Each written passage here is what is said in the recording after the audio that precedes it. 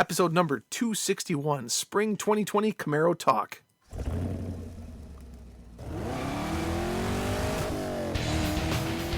Welcome to the Camaro Show, a podcast about all things Camaro and GM Performance News. I'm Chris Frezza. And I'm Jason Debler. We're your hosts for this week's episode of the Camaro Show. Want to be part of our show? It's easy. Just leave a message on our voicemail hotline at 586-486-3182. So sit back, relax, and enjoy the show. Hey, welcome back, everyone, for another exciting episode of the Camaro Show. I'm Chris. I'm Jason. What's up, dude? That's same old stuff, just hanging out in the house, working, living, breathing, eating, sleeping in the house. Don't leave the house. Living the quarantine life. Get me out of this house. We hope everybody else is doing well and not going stir crazy. I've had issues where I'm just like, I gotta get out of here. Yeah. No. Yeah. But you know what? Hanging in there, man. Same. Yeah.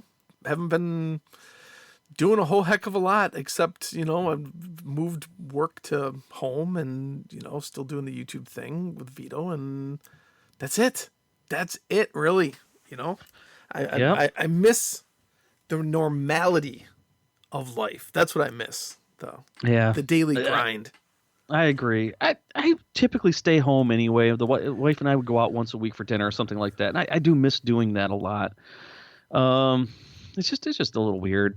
I guess, I don't know. Is it? What do you think? Do you think it's getting better? Do you think it's getting worse? So I hope it's getting better. What do you think it's doing? That's the question. I don't know. I stopped watching the news because, they just tell you what they want to evoke fear and panic, I think. Yeah. This many more dead. News at 11 to talk about more people who died. But they're not telling you about all the people who are getting well. That's true. Which far exceed the people who are actually dying from this. And then doing the everybody keeps talking about, well, they're not using or science. They keep saying science. People, you can't avoid the science. Well, right, you can't. Science. But you can also compare it to other things, like the flu. This things that people are dying from normally. Stop trying to scare people. That's my problem, and that's why the only time I turn my TV on is to turn on either Netflix or Disney Plus or YouTube. Yep. And boy, I tell you what, those guys are doing all right. I bet. So, but again, we hope everybody's doing well here. Yeah. We've got lots to talk about today since we switched to a monthly format. Mm-hmm.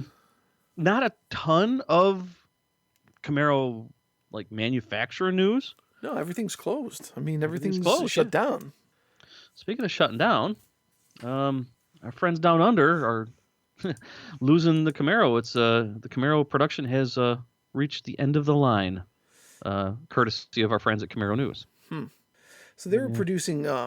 They were doing what the swaps from HSV, the right-hand conversion. Mm-hmm. And it was introduced in 2018, the Camaro SS, and then they got the ZL1 as well, and they were doing the factory swap from right-hand drive or left-hand drive to right-hand drive, and it looks like that's done. It's done. It's a bummer. It's not surprising. I mean, sales are down for everything, and they're just cutting corners, I guess. Cutting budget, cutting where they can. Yeah. Looks like the Mustangs, they're huge slide in sales as well. I think everything is except liquor and online services. Liquor and and Netflix. It's true. Everybody should watch Ozark. We started watching Ozark. That's a bummer. I guess, is it surprising? Is it surprising? No. I mean, even without it. I didn't know if there was a huge demand down under for the Camaro. Yeah. Even without Corona just freaking out the world and everything, I wonder if it wasn't going to happen anyway. Mm-hmm. It was expensive. It was already expensive to begin with, and then it was expensive for the conversion. Right. So Rough rocks. But Hmm. if you can't get one in Australia, but you still want a new Camaro, how's about what year is this one here? 2001. A guy on LS1 Tech was selling a 2001 Camaro SS with 884 original miles on it. This thing's brand new. Yeah, Brand spanking new. that's 2001. just weird. Everybody was kind of freaking out a little bit on it though, because it did have a Pontiac Firebird bezel in the instrument cluster. Yeah, what's up with that? And I put one manually in my 2002 Camaro. But everybody's questioning that, saying, listen, if it's bone stock, why does this have this? Do you think they accidentally got a cluster out of a Firebird instead? It could have happened. I mean, they did go down the same assembly line. Right. But if I remember right, the Camaro cluster had, and I can't remember exactly what it was, there was a certain indicator light that would, in the Camaro cluster, that was covered by the Firebird bezel. If I remember right, I'm trying to remember that. Man, this is like a beautiful. This car is perfect. Oh yeah. Wow. You know, I still have stuff in my closet here from my two 4th gen Camaro SSs that I owned. Uh-huh. SLP gave you some stuff with the car, like the key rings? The fobs? I think it's not the actual fob, but I think it was the SLP or Camaro SS key ring. I think that came with it in a little envelope. So I think I have those. And then I also have the floor mats from two different. I had a 2000 Camaro SS, and I also had a 2002 Camaro SS. So I have both the floor mats. Really? The SS floor mats in the original plastic, because I never used them. I took them home and I threw them in the closet, and I forgot about them. So I still have them too. Wow, you might want to off those. I wonder if I could get anything for them. I'm sure you would, especially for somebody that buys a car like this. Huh. Interesting. So, remote CD changer with 12 disc magazine. I'm looking at the options. Just close your eyes and think of the sound that a 12 disc changer would make when you plug it in. Clunk. Almost like the sound of a VHS tape when you put it in the VCR. So, the dude wants quite a bundle for this car. Oh, does he? It appears like it's still for sale. $29,000 is what the asking price is. Located in Las Vegas. Still, I'm looking over the thread about it. Definitely some discussion. Around the original stickers around 26. Well, that's before the SLP conversion. No, the 21,645 for the car. Yep. 1,715 for the equipment, 3,950 for the SS stuff. It looks like he updated by removing the bezel. And looking now it shows pictures of without the bezel. Oh, I think. I don't know. I'd have to go through the thread to see what happened. Maybe he's like, yeah, I don't know. Every car has a story, and maybe he bought it from his dad. His dad bought it, never drove it, passed away, or decided he didn't want it or something. Made one mod, and then that was it. it's cool. It is pretty cool. So if you want, oh wow, somebody else is selling something really interesting on LS1 Tech. Ooh, this says GMMG Blackbird PR1. A Blackbird? It's a prototype, number 1. Wow. Remember GMMG Blackbirds? Oh, of course I do. Of course. Oh my gosh. I'm looking at these at the thread, and it's all nothing but to the top, to the top, to the top, to the top. I really honestly I'm not interested in buying it, so I'm not criticizing the guy's price, but I'm predicting he won't be able to sell it for that. That's a lot of money for a car that, yeah, it's great condition and everything, but that's as much as it's stickered for, basically. Yeah. Well, I mean, I think my 2002 Camaro SS with just about everything was $32,000. Crazy, huh? Yeah, crazy. Good luck to him, though. I hope he sells it. I mean, I hope somebody gets their hands on it. And this is nice to look at too. It is neat. Remember when that color first came out? Oh, we broke the scoop on it. Me and you cornered this dude at the Camaro Street Nationals, a GM employee. We're like, hey, can we get some pictures of this car? And then I just came across those pictures not too long ago. I got pictures of you with the guy as well. Oh, his name was John. Well, I think it's okay to say his last name now.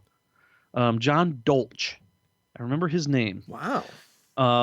Yeah, we were the first to drive the LS1 Camaro, and it was just sitting there, like nobody was paying attention to it. It was off in the parking lot at the Warren GM Tech Center. Mm-hmm. Meanwhile, there's a car show going on, and there's an LS1 Camaro, brand new, just sitting over there. We're like, wait a minute. Yeah, what is that? Cool. Let's go talk to him. John Dolch. I hope he's still around. He was a super cool guy. Tell you what, third gear in that thing was like, oh yeah, that was fun. Yep. Ah man, reminiscing about that. We could do that all day long.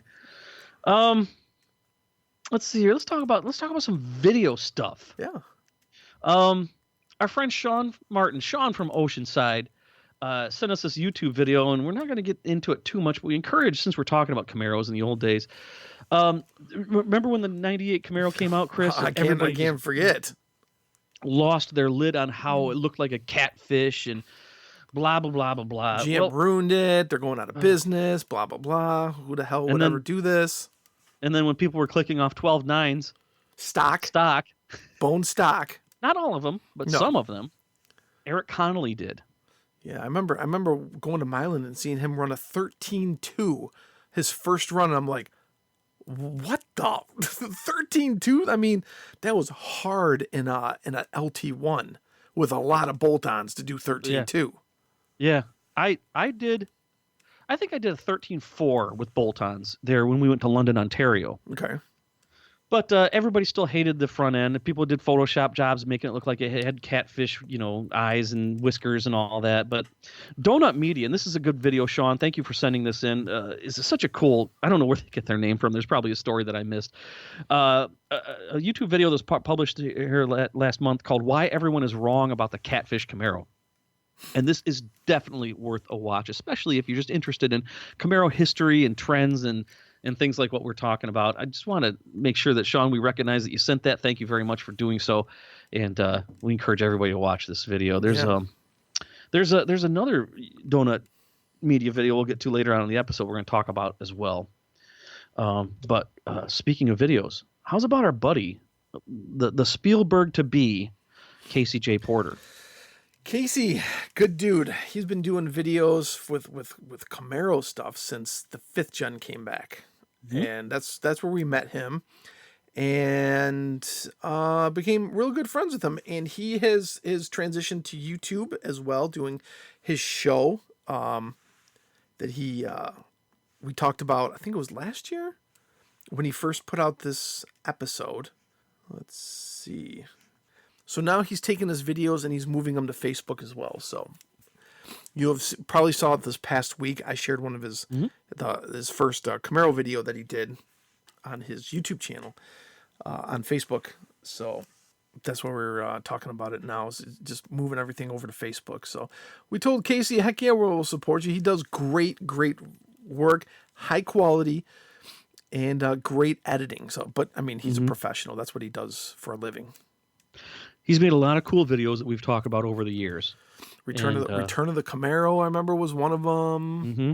Met him at SEMA. Yep. I think he deserves a lot more recognition than he gets. His channel, Combustion Chambers. There's a whole. I'll be the first to say this. There's a whole lot of garbage car videos out there.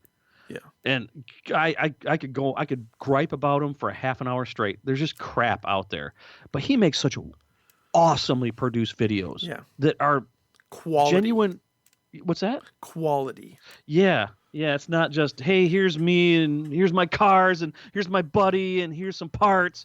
He does real videos, real content, and he needs more recognition. So we encourage everybody to check out his stuff, man, please. Absolutely. We're going to link that up, his YouTube channel, as well as his new Facebook page that he's made for it, where he's putting out all the videos as well.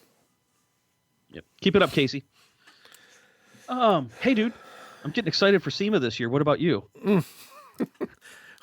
Well, this past week, registration went out for media to register for the event. Or was it last week?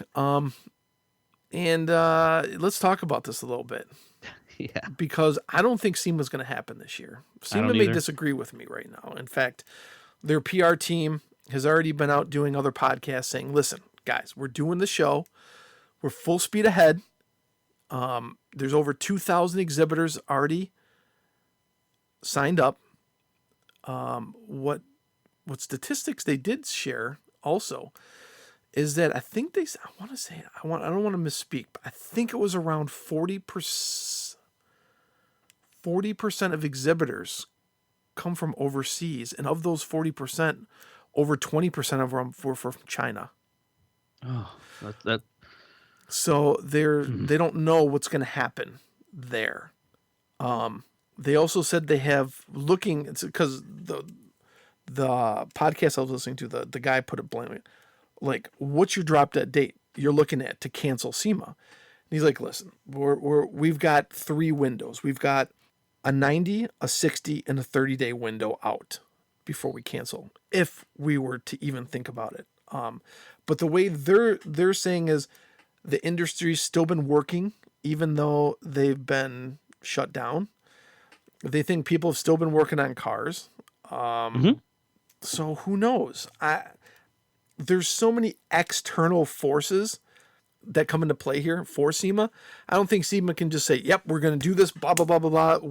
Gosh. Everybody in the everybody in the industry is raring to go, and that's great and all. But if you can't get a room in Las Vegas, if you have to stand 6 feet apart, if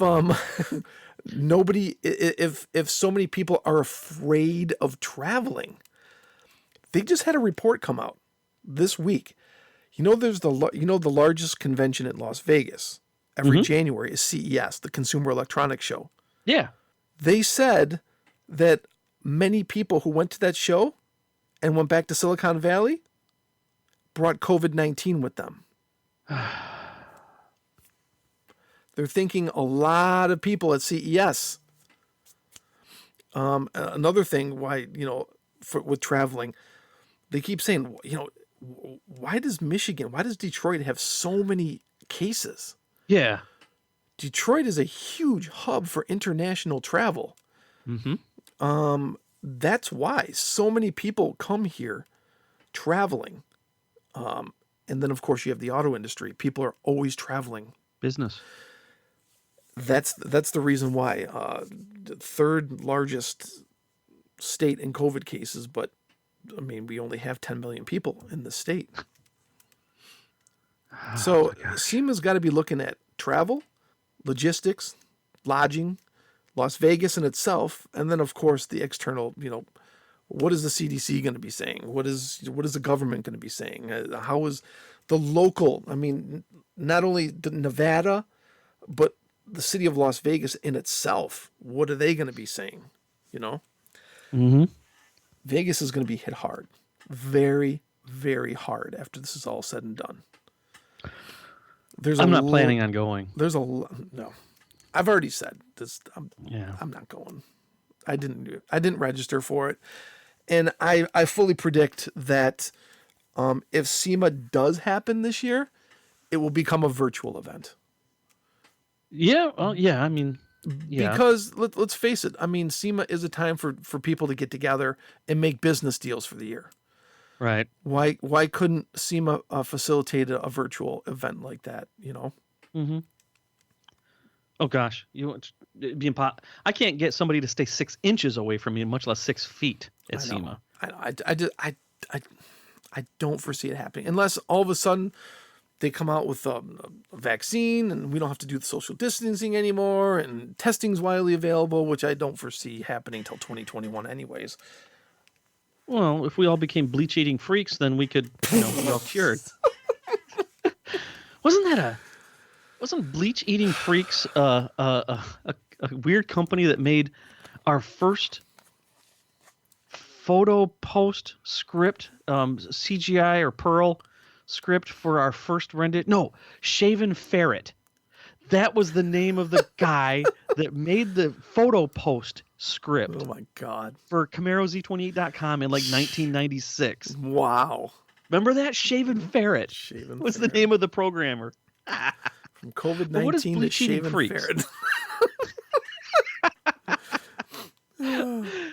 I leave it up to me to go off on a tangent. But anyway, yeah, I'm hoping for the best, but I'm not expecting I'm it to really be. hoping for the best.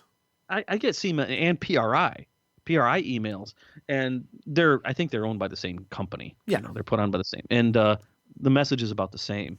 Yeah. My concern is that this is a lot of companies, many of them are owners of these companies, are friends of mine. They depend on the SEMA and PRI to continue to spur their sales and their deals and everything. This is going to hurt them. It's going to make their prices go up. People are going to be falling out of love with their cars because they can't go racing. That's why I feel it's going to turn into a virtual event. Yeah. Because let's face it, if companies aren't going to let their employees travel for fear of them, contracting something, they can put the event on and nobody's going to show up. Oh, boy. Well, I still hope for the best. I see glimmers of hope amongst the noise, and there's a lot of noise out there. Yeah. I see glimmers of hope, and I see glimmers of progress, and I see people doing the right thing. And honestly, canceling SEMA, as it stands right now, in my opinion, is the right thing. Right. Sorry to say. The truth can suck. Right. You don't want to give people false hopes, too. Especially if businesses are really, really relying on this. Like, we need SEMA. And they're like, don't worry, we're going to have it. And then 30 days out, they're going to be like, we're out, we can't do it. It would be nice of them to say, we are planning moving forward, yes, but we have contingent plans for XXX moving forward as well. Yep. So, hope for the best. Yeah. So other things that were canceled. We stay in tune with our friend Al Oppenheiser, former chief engineer of the 6th gen Camaro. They had to postpone their Hummer reveal. They did. We figured that was coming. Yep. It was supposed to be May 20th? I think so, yeah. And they postponed it. They did put out a very quiet teaser video, 17-second teaser video of a quiet Hummer looking like object from drone height. Yes. Driving through the woods. Again, hoping for the best on this one. I think this is going to be cool. I'm kind of excited about it. At first I was Hummer, come on. But now I'm like, Al? Yeah. Oh, yeah. All right, then. What's in the name? I'll tell you what. Al's got the name. I'm looking forward to this. Pretty cool. Yeah. Oh, gosh. Hey, let's get on to one of my favorite parts of doing this show, the voicemail. It's been almost a month since we did a show. We got to have, 20 or 30 voicemails to get through? Here, let me check. Okay. We don't have one. What? We don't have any. I'm sorry. Well, everybody's probably been occupied with other things. We love hearing from you guys. We love your comments about what we talk about, and we love your suggestions on what we should talk about, or we just love hearing you guys say hi. Chris, you want to tell them how they can do that? Here's how.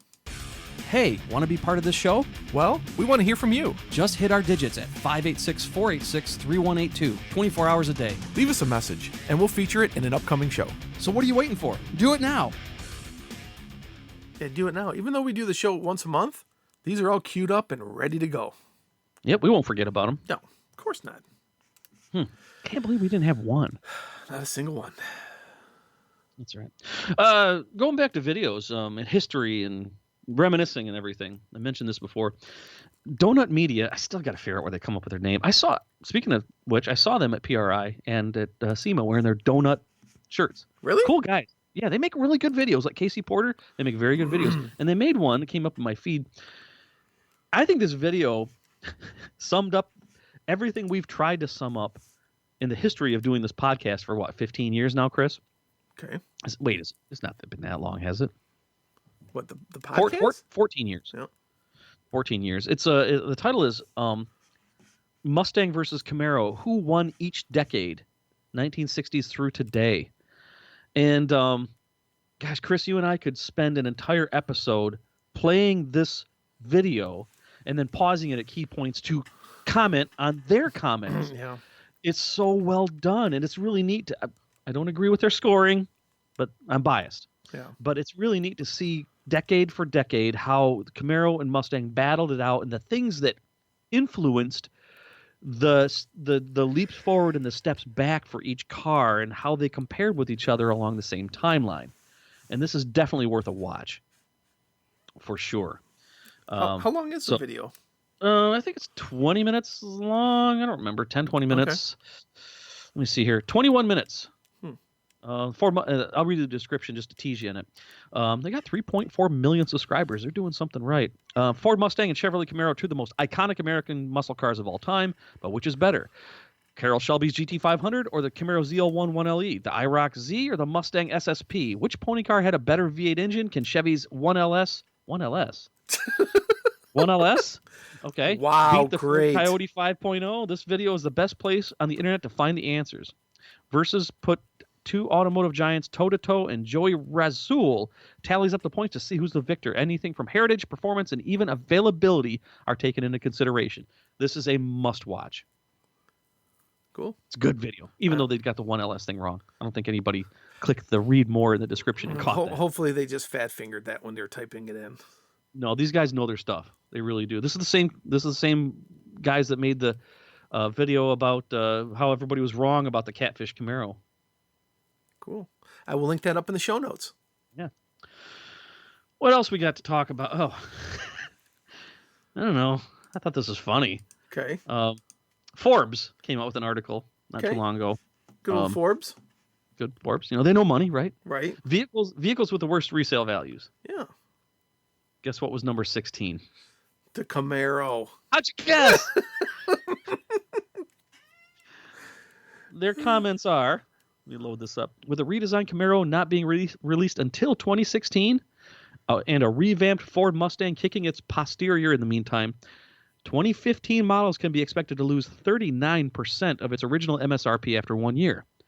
Another sparsely populated segment, the Camaro received 2 circles for overall quality, overall design quality, powertrain design quality, body interior design quality, and features/accessories design quality. For the 2015? For the 5th gen? I guess that's what they're talking about. I mean, they've got a picture of the 5th gen. Yeah.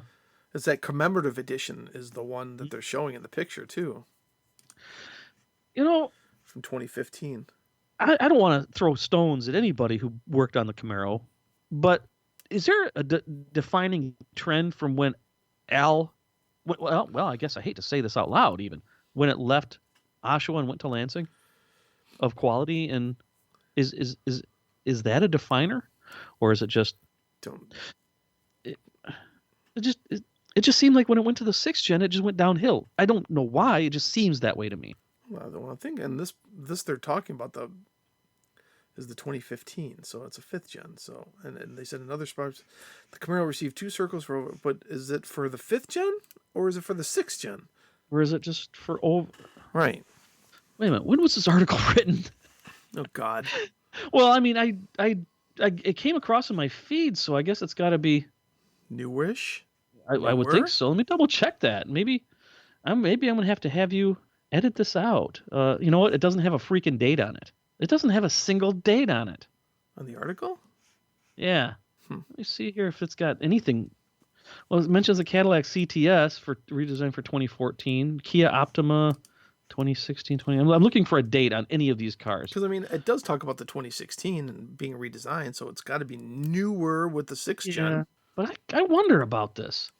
There's no way to tell. Nope. It came across in my feed, and of course, what's the first thing I do? Look for a car that I know. Well, if it came across in your feed, then it's a newer article. Maybe they're hurting for, I don't know. Let me see what number 1 is. See if that's anything remotely. Wow, I am really surprised at number 1. What's number 1? The Toyota Tacoma. Anyway, no, I think they're saying the number 1. It's number 1 for resale value. It retained after 3 years. It retained 71%. So then the worst one, the absolute worst one of all, is my dog barking. I don't understand this article. Chris, can you just link it up in the show notes? I'd like to hear everybody else's thoughts on this. Yeah. So look at the Buick Regal. Interesting. Well, it's interesting to look through. I guess, but it doesn't have the credibility that I thought it had when I realized that it's hard. It says there's 52 of them, but I can only find there's 52 pages, but I can only find 21 vehicles. Oh, okay. I'm just absolutely confused on that. So, anyway, you guys, you know what? I'll leave it up to you. It's not my opinion. I don't agree that it's. I don't know. The numbers don't lie, but I don't see why it loses its retail value anyway. Yeah. So. Okay. So anyway, never mind. Forget about it. Next month's episode, what do you want to hear us talk about? Hopefully, we'll have some new Camaro news, maybe some new Hummer news. Hopefully, the world will start going back to work and see some semblance of normality with light more at the end of the tunnel. I don't know. Well, I mean, we went to monthly. Do you think that the world's gotten better since the last episode we did? I hope so. I really do. It's hard to say. I I'm know. looking for glimmers of positivity. Yeah. But a lot can change in a month. It's only been give or take 60 days since this really started getting serious. Yeah. What's another 30 days? Right. In a month, when we do the show again, we'll see where the world is. Yeah. Hopefully it'll be better. And hopefully everybody will be doing I'm well. hoping. I really am. So stay safe out there, everybody. Stay home if you have to. And we'll see you next month. All right. See you next month. See ya. Thanks for listening to The Camaro Show. Don't forget, drop us a voicemail at 586-486-3182. We'll see you next week or month. See ya. Or month, yeah.